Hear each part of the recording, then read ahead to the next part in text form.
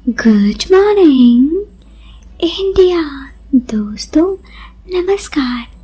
दोस्तों आज की ये कहानी बहुत ही इंटरेस्टिंग होने वाली है, तो चलिए मैं आपको सुनाती हूँ आज की ये कहानी जो कि होली स्पेशल है और होली की ये कहानी जो बहुत इंटरेस्टिंग है। आप कहानी को सुनते वक्त ईयरफोन या फिर हेडफोन का उपयोग करें। इस कहानी की ऑडियो क्वालिटी आपको पसंद आएगी जब आपके कानों तक पहुंचेगी। साथ ही एक और बात, इस कहानी को अगर पसंद आए तो वीडियो को लाइक करना और चैनल को सब्सक्राइब करना बिल्कुल ना भूलें। चलिए अब इस कहानी को शुरू करते हैं। दोस्तों मैं पूजा। आज होली के त्योहार आने वाली है, तो मैं आपको 2 साल पहले होली के दिन की एक घटना बताना चाहती हूँ, जिस घटने ने मेरी जिंदगी को पूरा बदल के रख दिया। अब आप सुनोगे तो आपको ये कहानी इंटरेस्टिंग भी लगेगी और मुझे भी मन हल्का रहेगा कि मैंने आप लोगों को ये कहानी बताई। आज होली का अवसर में मैं आप लोगों को ये कहानी शेयर करना चाहती हूँ। तो चलिए इस कहानी को शुरू करते हैं। मैं आपको कहानी शुरू करने से पहले अपने बारे में जरा सा बता दूं। मैं पूजा अग्रवाल मध्य प्रदेश के इंदौर में रहती हूँ। और दोस्तों मैं वैसे तो बिहार से हूँ और बिहारी हूँ, तो होली तो जानते हैं कितना अच्छा से बिहार में मनाया जाता है। तो हुआ कुछ यूँ कि हम इंदौर में रहते तो हैं, लेकिन हमारे आसपास कुछ बिहारी लोग रहते हैं। मतलब हमारा पूरा यहाँ पे ग्रुप है जो मेरे पति के दोस्तों की है, बहुत सारे लोग हैं। तो होली तो आप जानते हो कैसा फेस्टिवल है। मेरे पति खाने पीने के शौकीन इंसान है, ठीक है, ये मैं आपको पहले ही जरा बता देती हूँ। अब दोस्तों ये बात की शुरुआत तब से होती है जब मेरी शादी होती है। मैं देखने में वैसे अच्छी हूँ, अब अपनी तारीफ क्या ही करूँ आप बताओ, लेकिन हाँ इतना तो है कि कोई मुझे देखे तो मैं उसे अपना दीवाना बना सकती हूँ। मैं वैसे तो हर तरह के कपड़े पहनती हूँ, लेकिन त्योहार वगैरह में मुझे साड़ी पहनना पसंद है, क्योंकि हाँ साड़ी भारतीय नारी की सबसे अच्छी पहचान है।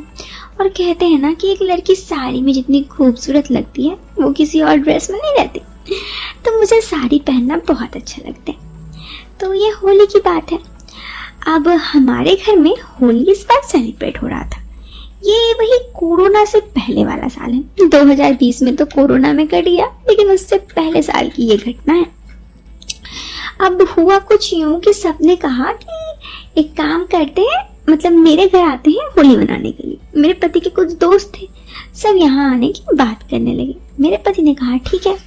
वैसे भी सबको मेरे हाथों का खाना बहुत पसंद था। सबने कहा कि मेरे पति को कि राघव जी आपके घर जाएंगे तो भाभी के हाथ का टेस्टी खाना मिलेगा। वैसे भाभी अच्छा खाना तो बनाती हैं और होली में कुछ जरूर बनाएंगी। ये सब बातें मैं सुन रही थी, तो मैंने कहा हाँ हाँ जरूर, आप लोग बेशक आ जाइए, मैं आप सबके लिए खाना बनाऊंगी। बस दोस्तों उसके बाद क्या था, सब ने कहा ठीक है होली अब आपके घर में ही मनाई जाएगी। वैसे बस मेरे पति के ग्रुप के 2 ही इंसान की शादी हुई थी। कुल वे लोग 6 लोग थे अपने ग्रुप में, मतलब मेरे पति के दोस्त लोग, उसमें से 2 ही की शादी हुई थी। एक तो अपने ससुराल ही गए हुए थे, उनकी शादी की पहली साल थी, तो इसलिए तो टोटल 4 लोग हमारे घर आने वाले थे। अब त्योहार में लोग आए हैं, ये तो अच्छी बात है दोस्तों। तो मैंने ये कहा ठीक है जरूर आइए। मैं उस दिन सबसे पहले तो सुबह उठी, नहा धो के फ्रेश हो गई, साड़ी पहनी लाल कलर की, क्योंकि मुझे रंगों से बहुत प्यार था। और वैसे मुझे सब कलर अच्छे लगते, लेकिन लाल रंग की बात ही कुछ अलग थी। मेरे ऊपर लाल कलर बहुत अच्छा लगता, तो मैंने लाल रंग के कपड़े पहने और उसके बाद हल्का सा मेकअप किया। मेरे पति ने मेरी तारीफ की कि क्या बात है, आज तो तुम बहुत खूबसूरत लग रही हो पूजा, किसी न किसी को घायल जरूर कर दोगी। मैंने कहा आप ही घायल हो जाओ, यही काफी है। इतना कह के मैंने कहा चलिए अब आपसे बात ही करती रहूंगी तो मेहमान आ जाएंगे, और मेहमान आ जाएंगे मेरे घर के काम नहीं होंगे, जाइए आप, अगर होगा तो मेरी कुछ मदद कर दीजिएगा। मेरे पति ने कहा ठीक है, वैसे मैं पीने का कुछ ले आता हूँ। मैंने कहा क्या पीने का भी प्लान बन रहा है। दोस्तों मेरे पति ना ऐसे तो पीने के बहुत शौकीन थे, लेकिन थोड़ा सा पीने पे उन्हें चढ़ जाता और फिर सो जाते। मुझे बहुत परेशानी होती। तो मैंने कहा यार ये सब मत करो ना। मेरे पति कहने लगे यार होली के दिन है, दोस्त आ रहे हैं, आज के दिन ना मत बोलो, दूसरे दिन तो तुम्हारा बात सुनता हूँ। मेरे पति की बात सही थी। मैंने कहा ठीक है आप कर लो पीने का इंतजाम, तब तक मैं एक काम करती हूँ, मैं जाकर खाना वाना पकवान बना लेती हूँ। मेरे पति ने कहा हाँ ये सही है। दोस्तों अब 4 लोग आने वाले थे, मेरे पति के दोस्त। तो मैं सबके लिए खाना बनाने चली गई। मैं किचन में गई, पहले तो किचन को साफ किया, उसके बाद मैंने सबके लिए खाना बनाया, बहुत सारा पकवान भी बनाया, साथ में चिकन भी बनाया, क्योंकि अब पीने की बात हो और चिकन ना हो तो अच्छा नहीं लगता। मैंने सबके लिए तंदूरी चिकन बनाई, क्योंकि सब कहते थे कि मेरे हाथ की तंदूरी चिकन में जादू है।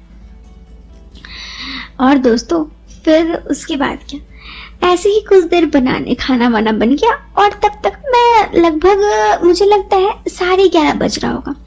गेट नॉक हुई, मैं गेट खोलने गई, मेरे पति के एक दोस्त थे, उसने कहा अरे भाभी जी नमस्ते। मैंने कहा नमस्ते नमस्ते। उन्होंने कहा हैप्पी होली, क्योंकि मेरे गालों पे कलर लगा दिया। मैंने कहा यार अभी तो मैं खाना बना रही थी। तो उसने कहा अरे भाभी जी बुरा मत मानो, होली है और वैसे भी होली के दिन कलर ना लगाओ। मैंने कहा कलर वाला तो ठीक है, लेकिन खाना में कलर चल जाएगा। उन्होंने कहा अरे भाभी आप बहुत स्मार्ट हो, जाओ साफ करके खाना बनाओ। फिर उन्होंने कहा और आपके पति मिस्टर राघव कहाँ है? मैंने कहा देखिए ना वो पीने का कुछ लाने गए हैं, आप लोगों का पीने का प्लान था। उन्होंने कहा हाँ वो तो है, अच्छा चलिए मैं बैठता हूँ। मैंने कहा हाँ आप बैठिए, तब तक मेरे पति आते ही होंगे।